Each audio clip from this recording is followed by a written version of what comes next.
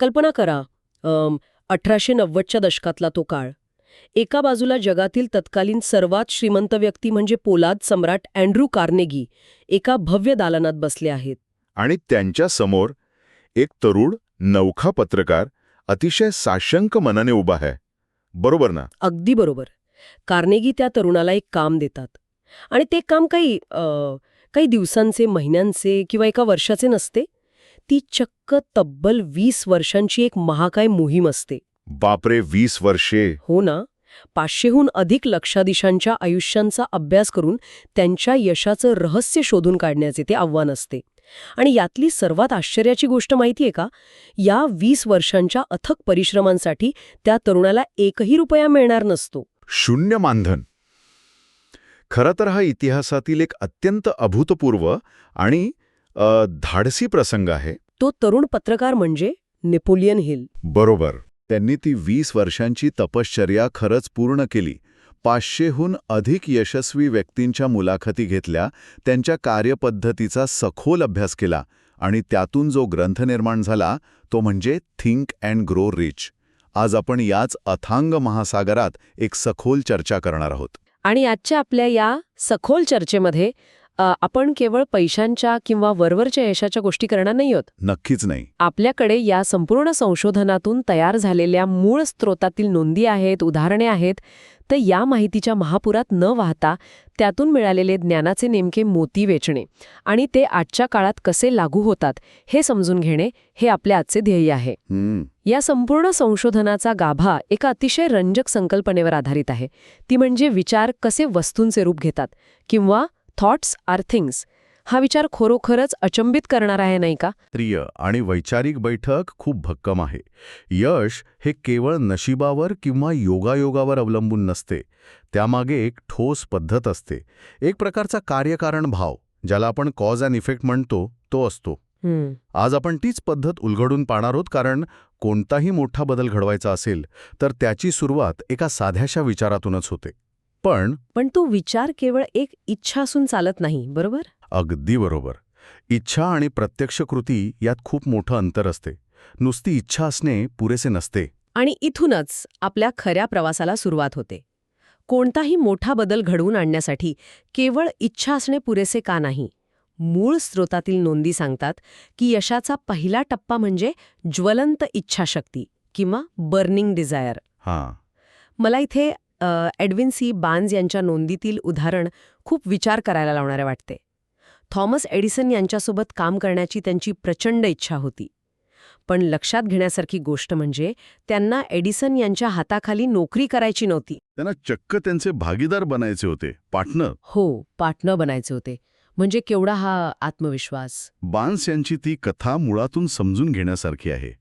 म्हणजे बघा, जेव्हा बार्न्स पहिल्यांदा एडिसन यांना भेटायला गेले तेव्हा त्यांच्याकडे प्रवासासाठी पुरेसे पैसेही नव्हते. अरेच्या.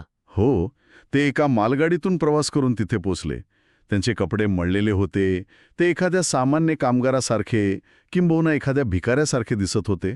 पण त्यांच्या डोळ्यात एक वेगळी चमक होती. ती ज्वलंत इच्छाशक्ती. एक्झॅक्टली. स्वतः थॉमस एडिसननी नंतर त्यांच्या डायरीत लिहून ठेवले आहे की बार्न्सच्या चेहऱ्यावर एक असा ठाम भाव होता जो ओरडून सांगत होता की तो जे मिळवायला आला आहे ते मिळवल्याशिवाय कोणत्याही परिस्थितीत तो परत जाणार नाही. म्हणजे बार्न्स यांची ही इच्छा एक नुसतं दिवास्वप्न नव्हतं. आपण जर याची तुलना केली तर एखाद्या वडाच्या झाडासारखी त्यांची ती इच्छा असावी, ज्याची पाळेमुळं अतिशय खोलवर रुजलेली असतात. बरोबर. याच्या अगदी उलट असते ती वळवाच्या पावसासारखी इच्छा, जी अचानक येते आणि लगेच निघून जाते. बार्न्स यांनी सुरुवातीला एडिसन यांच्या कार्यालयात अत्यंत सामान्य कामगार म्हणून नोकरी पत्करली. आणि तेही 1-2 महिने नाही, तब्बल 5 वर्ष गेली. 5 वर्ष ते फक्त एका संधीची वाट पाहत होते. आणि जेव्हा एडिसन यांनी एडिफोन नावाचं डिक्टेटिंग मशीन बनवले, ज्याला विकायला इतर सर्व अनुभवी सेल्समॅन तयार नव्हते, तेव्हा बार्न्स यांनी ती अचूक संधी ओळखली. हो, त्यांनी ते मशीन इतक्या प्रभावीपणे विकून दाखवले की एडिसन यांनी त्यांना संपूर्ण देशभरात ते मशीन विकण्याचं कंत्राटच दिले. जणू काही ती इच्छा एका हीट सिकिंग क्षेपणास्त्रासारखी होती, जी ध्येय मिळेपर्यंत थांबतच नाही. क्या बात आहे. यातली सर्वात कळीची गोष्ट कोणती आहे माहिती आहे? बार्न्स यांनी स्वतःसाठी परतीचे सर्व मार्ग बंद करून टाकले होते. मी इथे ॲडिसन यांचा भागीदार होण्यासाठीच आलो आहे आणि त्यासाठी पूर्ण आयुष्य लागलं तरी चालेल हा त्यांचा निश्चय होता. जेव्हा परतीचे दोर कापले जातात ना, तेव्हाच खरी ज्वलंत इच्छा निर्माण होते.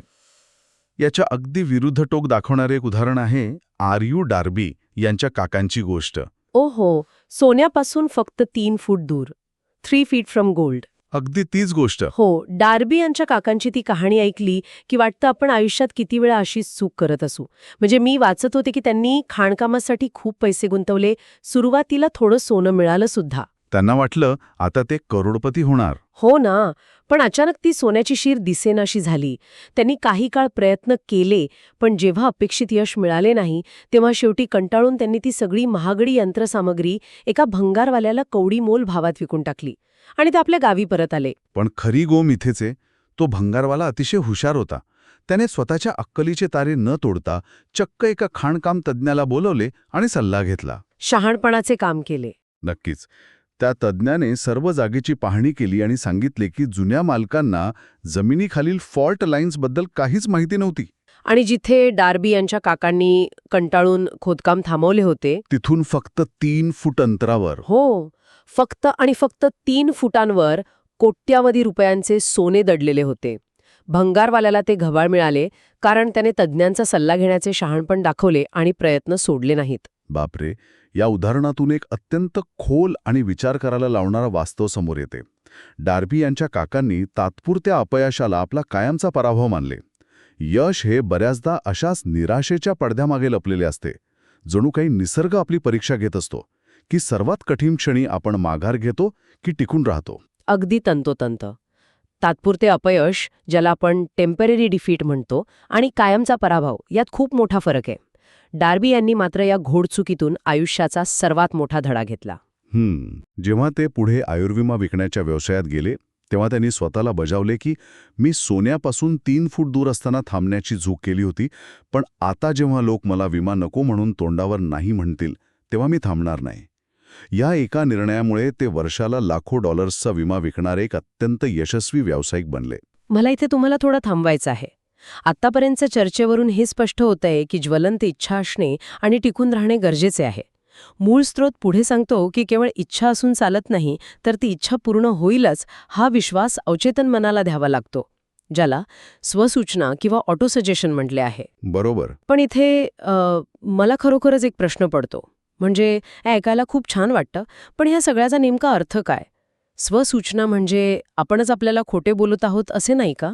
हा आक्षेप बऱ्याच जणांचा असतो. हो ना, म्हणजे माझ्याकडे खूप पैसे आहेत, मी यशस्वी आहे असे बंद खोलीत बसून सतत स्वतःला सांगणे, म्हणजे आपण स्वतःचीच फसवणूक करत आहोत का? नुसते विचार केल्याने काय होणार? एक अतिशय रास्त आणि महत्वाचा प्रश्न आहे. बऱ्याच जणांना स्वसूचनेचा अर्थ दिवास्वप्न पाहणे असा वाटतो, पण याचं उत्तर आपल्या अवचेतन मनाच्या म्हणजे सबकॉन्शियस माइंडच्या कार्यपद्धतीत दडलेलं आहे. म्हणजे कसं? अवचेतन मन हे का अत्यंत सुपीक जमिनीसारखे आहे. ही जमीन विधायक आणि विघातक विचारांमध्ये किंवा खरे आणि खोटे यात कोणताही फरक करत नाही. जे बी तिथे पेरले जाईल तेच उगवेल. मग ते अमृताचे असो व विषाचे. एक्झॅक्टली. तुम्ही दिलेला विचार सध्या वास्तवात आहे की नाही हे अवचेतन मन तपासत बसत नाही. पण जर एखाद्या विचाराला तीव्र भावनांची जोड दिली गेली, इमोशन्स जोडले गेले, तर ते मन तो विचार सत्य मानून स्वीकारते आणि तो विचार भौतिक वास्तवात उतरवण्यासाठी आजूबाजूच्या परिस्थितीला आकार देऊ लागते. अच्छा, म्हणजे विचार हा फक्त कोरडा शब्द नसावा, त्यात भावनांची ठाम विश्वासाची गुंफण असावी. अगदी बरोबर. याच संदर्भात मला आठवतंय, पुस्तकात नेपोलियन हिल यांच्या स्वतःच्या मुलाची, ब्लेअरची एक हृदयद्रावक आणि तितकीच प्रेरणादायी गोष्ट आहे. ती याच विश्वासाचे आणि स्वसूचनेचे एक जिवंत उदाहरण आहे. हो, ब्लेअरची गोष्ट. ब्लेअर जन्मताच ऐकू शकत नव्हता. डॉक्टरांनी स्पष्ट शब्दांत सांगितले होते की तो कधीच ऐकू किंवा बोलू शकणार नाही. पण हिल यांनी एका पित्याच्या भूमिकेतून वैद्यकीय विज्ञानाचा तो निकाल स्वीकारण्यास स्पष्ट नकार दिला. तो प्रसंग खरोखरच अंगावर काटा आणणारा आहे. एका पित्याला जेव्हा सांगितले जाते की त्याचा मुलगा कायमचा मुका आणि बहिरा राहील, तेव्हा खचून जाणे स्वाभाविक आहे. पण हिल यांनी ठरवले की ते त्यांच्या मुलाच्या मनात ऐकण्याची आणि बोलण्याची ज्वलंत इच्छा आणि एक अढळ विश्वास निर्माण करतील. ते त्याला रोज रात्री झोपताना अशा गोष्टी सांगायचे ज्यातून त्याच्या अवचेतन मनात हा विचार बिंबवला जाईल की त्याचे बहिरेपण हा एक शाप नसून एक मोठी ताकद आहे, एक मोठी संधी आहे. त्यांनी एका विशिष्ट पद्धतीने त्याच्या मनाचे प्रोग्रामिंग करायला सुरुवात केली. आणि त्याचे परिणाम एखाद्या चोहोटकारापेक्षा कमी नव्हते. ब्लेअर जसजसा मोठा झाला तसतसे त्याला थोडेफार ऐकू येऊ लागले. तो रस्त्यावर वर्तमानपत्रे विकून पैसे कमवू लागला, कारण त्याला विश्वास होता की लोक त्याच्याकडे सहानुभूतीने पाहतील आणि त्याला फायदा होईल. आणि शेवटी जेव्हा तो कॉलेजच्या शेवटच्या वर्षात होता तेव्हा एका नवीन इलेक्ट्रॉनिक उपकरणाच्या सहाय्याने त्याला अचानक स्पष्ट ऐकू येऊ लागले. त्या एका क्षणाने त्याचे पूर्ण आयुष्य बदलले. हे खरंच अविश्वसनीय आहे. पण खरी गोष्ट तिथे संपत नाही.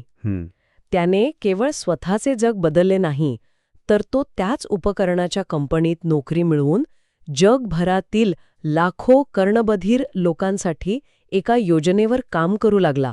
हा एका बापाने मुलाच्या अवचेतन मनात रुजवलेल्या विश्वासाचा विजय होता. जर आपण याचा थोडा मोठ्या संदर्भात आणि व्यावसायिक जगात विचार केला तर चार्ल्स एम श्वाब यांचे उदाहरण समोर येते. विश्वासाच्या जोरावर त्यांनी फक्त एका भाषणातून आणि कल्पनेतून US स्टील या महाकाय कंपनीची स्थापना कशी केली हे समजून घेणे खूप उद्बोधक आहे. हो, 1900 सालचं ते भाषण ना? हो, डिसेंबर 1900 मध्ये त्यांनी एका मेजवानीत भाषण दिले. तिथे JP मॉर्गन यांच्यासारखे बँकिंग क्षेत्रातील दिग्गज बसले होते. श्वाब यांनी केवळ उत्साहाने भाषण दिले नाही, तर त्यांनी पोलाद उद्योगाचे भवितव्य, त्यातील अकार्यक्षमता कशी दूर करता येईल आणि जगभरातील बाजारपेठ कशी काबीज करता येईल याची एक अत्यंत स्पष्ट आणि व्यवहार्य संकल्पना मांडली. श्वाब यांनी त्या एका भाषणात आपला पूर्ण विश्वास ओतला होता. त्यांची दृष्टी इतकी स्पष्ट होती की JP मॉर्गन यांसारखा मुरब्बी व्यावसायिक इतका प्रभावित झाला की त्यांनी एका रात्रीत ती कल्पना सत्यात उतरवण्याचा निर्णय घेतला. एका रात्री? हो, अँड्र्यू कार्नेगी यांची कंपनी विकत घेऊन त्यांनी तब्बल $40 कोटी US स्टील कंपनी उभी केली. विचार करा, एका विचाराने आणि विश्वासाने त्या काळात $40 कोटी आर्थिक चमत्कार घडवून आणला. पण हे सर्व ऐकताना मला एक जाणीव होते, विश्वासाला जर ठोस ज्ञानाची आणि कृतीची जोड नसेल तर ती केवळ एक पोकळ आशा ठरते, नाही का? अगदी बरोबर पकडलत. नुसता विश्वास असून उपयोगाचा नाही, त्यासाठी ज्ञानाचीच चौकट लागते. आणि म्हणूनच यशाचा पुढचा टप्पा आहे विशेष ज्ञान, म्हणजे स्पेशलाइज्ड नॉलेज आणि कल्पनाशक्ती. सर्वसाधारण ज्ञान एखाद्याकडे कितीही असले तरी ते आपोआप पैसा किंवा यश खेचून आणू शकत नाही, जोपर्यंत ते एका विशिष्ट ध्येयासाठी सुनियोजित पद्धतीने वापरले जात नाही. हेनरी फोर्ड यांच्या खटल्याचं उदाहरण इथे अगदी चपखल बसते. एकदा एका वर्तमानपत्राने त्यांना चक्क अज्ञानी म्हटले होते, इग्नोरंट पॅसिफिस्ट. फोर्ड यांनी त्यांच्यावर अब्रूनुकसानीचा दावा ठोकला. तो खटला खूपच रंजक आणि गाजलेला होता. मी वाचत होते की कोर्टात वकिलांनी फोर्ड यांना इतिहासाचे आणि सर्वसाधारण ज्ञानाचे अनेक प्रश्न विचारून त्यांचे अज्ञान सिद्ध करण्याचा प्रयत्न केला. ब्रिटिशांनी अमेरिकेत सैन्य कधी पाठवले असे शालेय पातळीवरील प्रश्न त्यांना विचारले गेले. फोर्ड शेवटी कंटाळले आणि त्यांनी एक ऐतिहासिक उत्तर दिले. ते म्हणाले, माझ्या टेबलावर बटणांची एक रांग आहे. मला ज्या विषयाची माहिती हवी असते मी योग्य ते बटण दाबतो आणि मला हवी ती अचूक माहिती देणारी तज्ज्ञ माणसं माझ्यासमोर हजर होतात. मग मी हे सर्व अनावश्यक ज्ञान माझ्या डोक्यात का साठवून ठेवू? फोर्ड यांचे हे उत्तर दाखवून देते की खरा सुशिक्षित माणूस तो नाही ज्याच्या डोक्यात जगातील सर्व माहिती भरलेली आहे, तर तो आहे ज्याला नेमकी माहिती कुठून मिळवायची आणि तिचा आपल्या ध्येयासाठी वापर कसा करायचा हे माहीत आहे. बरोबर. यालाच हिल यांनी मास्टर माइंड म्हटले आहे. आपल्या आजूबाजूला अशी तज्ज्ञ माणसं गोळा करणे जे आपले ध्येय साध्य करण्यासाठी पूरक ज्ञान देऊ शकतील. हे अगदी आजच्या क्लाउड कम्प्युटिंग किंवा स्मार्टफोन सारखे आहे. हो ना. म्हणजे स्मार्टफोनमध्ये स्वतःची अशी फारशी माहिती नसते, पण तो योग्य नेटवर्कला जोडला गेला की जगातील कोणतीही माहिती काही सेकंदात उपलब्ध करून देऊ शकतो. आपला मेंदू हा एखादा हार्ड ड्राईव्ह सारखा माहिती साठवण्यासाठी नसून तो एका प्रोसेसर सारखा असायला हवा. अगदी अचूक उपमा दिलीत. आणि या विशेष ज्ञानाला जेव्हा कल्पनाशक्तीची जोड मिळते तेव्हा खरी जादू होते. द एन्चांटेड केटलची गोष्ट आठवतेय का तुम्हाला? हो, एका वृद्ध डॉक्टरने आपली एक जुनी पितळी किटली आणि एक गुप्त फॉर्म्युला एका तरुण क्लार्कला फक्त $500 विकला होता. त्या क्लार्कचे नाव होते असा कॅन्डलर. त्या क्लार्कने त्या फॉर्म्युलामध्ये एक असा जादुई घटक मिसळला जो त्या डॉक्टरलाही कधी सुचला नव्हता. तो घटक होता कल्पनाशक्ती. आता इथे कल्पनाशक्ती म्हणजे काही जादूची कांडी नाही. याचा अर्थ असा की कॅन्डलर यांनी केवळ ते पेय बनवले नाही, तर त्यांनी कूपन वाटून लोकांना ते मोफत चाखायला दिले, अतिशय कल्पक मार्केटिंग केले आणि त्या पेयाला केवळ एक औषध न ठेवता एक अनुभव बनवले. आणि त्यातूनच जन्म झाला कोका कोलाच्या महाकाय साम्राज्याचा. क्या बात आहे. आज हे पेय जगभरात प्यायले जाते. त्या एका जुन्या किटलीतून निघालेल्या कल्पनेने जगभरातील लाखो लोकांना रोजगार दिलाय. किंवा डॉक्टर फ्रँक गन्सालस यांचे उदाहरण बघा. त्यांना एक नवीन कॉलेज सुरू करण्यासाठी $10 लाख हवे होते. 2 वर्ष ते फक्त विचार करत होते. पण शेवटी त्यांनी ठरवले की काहीही करून एका आठवड्यात हे पैसे मिळवायचेच. आणि मग त्यांनी काय केलं? त्यांनी रविवारी माझ्याकडे $10 लाख असते तर मी काय केले असते या विषयावर एक अत्यंत प्रभावी भाषण दिले. त्यांनी त्यांची कल्पना इतक्या ताकदीने आणि बारकाव्यांसह मांडली की भाषण संपताच फिलिप आर्मर नावाचे एक धनाढ्य गृहस्थ उभे राहिले आणि त्यांनी ती $10 लाख रक्कम देण्याचे मान्य केले. बापरे, एका भाषणावर $10 लाख? हो, यातूनच पुढे आर्मर इन्स्टिट्यूट ऑफ टेक्नॉलॉजी उभी राहिली. या दोन्ही गोष्टी आपल्याला हेच सांगतात की कल्पनाशक्ती ही खऱ्या अर्थाने मनाची प्रयोगशाळा आहे, वर्कशॉप ऑफ द माइंड. तिथे कल्पनांना मूर्तरूप देण्याचं काम होते. पण आपण हे विसरू शकत नाही की कल्पना कितीही महान असली तरी तिची अंमलबजावणी करण्यासाठी एका ब्लूप्रिंटची गरज असते. इथून आपला पुढचा अत्यंत महत्त्वाचा टप्पा सुरू होतो, सुनियोजित नियोजन आणि नेतृत्व, म्हणजे ऑर्गनाइज प्लॅनिंग आणि लीडरशिप.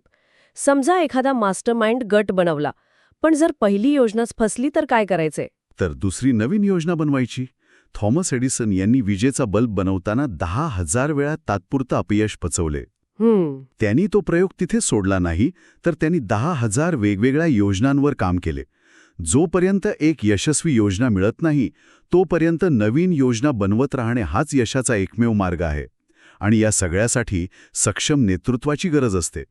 नेतृत्व हे केवळ अधिकार गाजवणे किंवा हुकूम सोडणे नसते. अतिशय सुंदर रीतीने सांगितलं आहे. हो, तो खूप महत्वाचा आहे. पहिला क्यू म्हणजे क्वालिटी किंवा गुणवत्ता, दुसरा क्यू म्हणजे क्वांटिटी किंवा प्रमाण, आणि एस म्हणजे स्पिरिट, वृत्ती किंवा भावना. एखादी व्यक्ती किती उत्तम दर्जाची सेवा देते, किती प्रमाणात देते आणि सर्वात महत्त्वाचे म्हणजे कोणत्या भावनेने देते, यावर त्या व्यक्तीचे यश अवलंबून असते. या QQS मधील एस म्हणजेच भावनेवर जास्त भर देणे गरजेचे आहे. जर आपण याचा विस्तृत संदर्भात विचार केला तर आजचे जग खूप बदलले आहे. पूर्वीचा काळ असा होता जिथे कामगारांचं शोषण करून किंवा फक्त स्वतःचा फायदा पाहून व्यवसाय चालवला जायचा. पब्लिक बी डॅम्ड म्हणजे जनतेला गृहीत धरण्याची आणि त्यांना तुच्छ लेखण्याची ती जुनी पद्धत आता पूर्णपणे संपुष्टात आली आहे. सुदैवाने. हो ना, आत्ताचा काळ हा सहकार्याचा आणि सेवेचा आहे. मालक आणि नोकर यांच्यात आता एक प्रकारची भागीदारी आवश्यक बनलीय. जिथे सामंजस्य आणि एकमेकांना मदत करण्याची वृत्ती असते तिथेच यश मिळतं. नोकरी मिळवण्याची किंवा स्वतःची सेवा विकण्याची पद्धत कशी बदलली आहे हे समजून घेणं आजच्या काळात खूप महत्त्वाचं आहे. पुस्तकात एका महिलेचं उदाहरण आहे जिने आपल्या मुलासाठी एक पर्सनल सर्व्हिस सेल्स प्लॅन बनवला होता. तिचा मुलगा नुकताच कॉलेजमधून बाहेर पडला होता. तिने त्याला एखाद्या सामान्य उमेदवारासारखे नुसतेच कुठेही नोकरी द्या असे सांगायला पाठवले नाही. तिने परिस्थितीची सूत्रे स्वतःच्या हातात घेतली. तिने त्या मुलाला ज्या कंपनीत काम करायचं होतं त्या कंपनीचा, त्यांच्या स्पर्धकांचा आणि एकूणच बाजारपेठेचा सखोल अभ्यास करायला लावला. त्या अभ्यासातून तिने चक्क 50 पानांचा एक सुबक आणि विस्तृत अहवाल तयार केला. 50 पानांचा अहवाल? केवळ एका नोकरीसाठी? हो, त्यात तिच्या मुलाची कौशल्य तर होतीच, पण सर्वात महत्त्वाचे म्हणजे तो कंपनीच्या अडचणी कशा सोडवू शकतो आणि कंपनीला कसा फायदा मिळवून देऊ शकतो याच्या स्पष्ट योजना त्यात होत्या. जेव्हा तो मुलगा हा अहवाल घेऊन मुलाखतीला गेला तेव्हा समोरचे अधिकारी थक्क झाले. त्याला केवळ एक सामान्य नोकरी मिळाली नाही, तर थेट एका मोठ्या अधिकाऱ्याचे पद मिळाले. आणि विशेष म्हणजे पगारही त्याने स्वतःच्या अटींवर ठरवला. हे खरोखरच अद्भुत आहे. म्हणजे त्यांनी कोणाकडे जाऊन नोकरीची भीक मागितली नाही, तर आपली सेवा एका नियोजित पद्धतीने विकली. समोरच्याला काय हवे आहे हे ओळखून स्वतःचे महत्त्व प्रस्थापित केले. आजच्या जगात जिथे सगळेच जण संधीची वाट पाहत आहेत, तिथे अशी कल्पकता आणि सखोल नियोजन एका व्यक्तीला गर्दीतून नक्कीच वेगळे काढते. नक्कीच. आपण या संपूर्ण चर्चेचा सारांश पाहिला तर एक गोष्ट स्पष्ट होते की यशाचा कोणताही मार्ग एका रात्रीत तयार होत नाही. कोणत्याही महान ध्येयाची सुरुवात ही एका अस्पष्ट पण ज्वलंत इच्छेने होते. बरोबर. त्या इच्छेला जेव्हा विश्वासाची आणि स्वसूचनेची जोड मिळते तेव्हा अवचेतन मन कामाला लागते. त्यानंतर विशेष ज्ञान मिळवणे, कल्पनाशक्तीचा वापर करून एक ठोस योजना बनवणे आणि त्या योजनेवर अखंड चिकाटीने काम करत राहणे, हा तो खरा प्रवास आहे. आणि सर्वात महत्वाचे म्हणजे हे सूत्र केवळ पैसे कमावण्यासाठी नाहीये. हो, हे सांगणं खूप गरजेचं आहे. एखादी व्यक्ती ज्ञान ग्रहण करत असेल, एखादी कला शिकत असेल किंवा वैयक्तिक प्रगती साधण्याचा प्रयत्न करत असेल, तिथेही हेच नियम जसेच्या तसे लागू पडतात. हे नियम निसर्गाच्या नियमांइतकेच शाश्वत आहेत. आपण फक्त त्यांना समजून घेऊन अंमलात आणण्याची गरज आहे. बरोबर. आणि हे सर्व तेव्हाच शक्य होते जेव्हा आपण आपले मन विधायक विचारांसाठी खुले ठेवतो. नकारात्मकता, भीती आणि तात्पुरते अपयश यांना आपल्या ध्येयावर मात करू न देणे, हेच या संपूर्ण अभ्यासाचा सार आहे. खूपच छान. आपण या सखोल चर्चेच्या अगदी शेवटी आलो आहोत. सुरुवातीला आपण म्हटलं होतो की विचार कसे वस्तूंचे रूप घेतात. जर आपले विचार हे खरोखरच चुंबकासारखे काम करत असतील आणि विश्वातील त्याच लहरींना आपल्याकडे खेचून आणत असतील, जसे पेरले जाते तसे उगवते, हाच तो निसर्गाचा नियम, तर हा विचार करण्यासारखा एक अत्यंत महत्वाचा आणि खोल मुद्दा आहे. आत्ता याच क्षणी असे कोणते प्रबळ विचार आहेत जे नकळतपणे आपले उद्याचे भविष्य घडवत आहेत? आज आपण जो विचार करत आहोत तो उद्याचे कोणते वास्तव आपल्याकडे खेचून आणत आहे याचा विचार नक्की करा.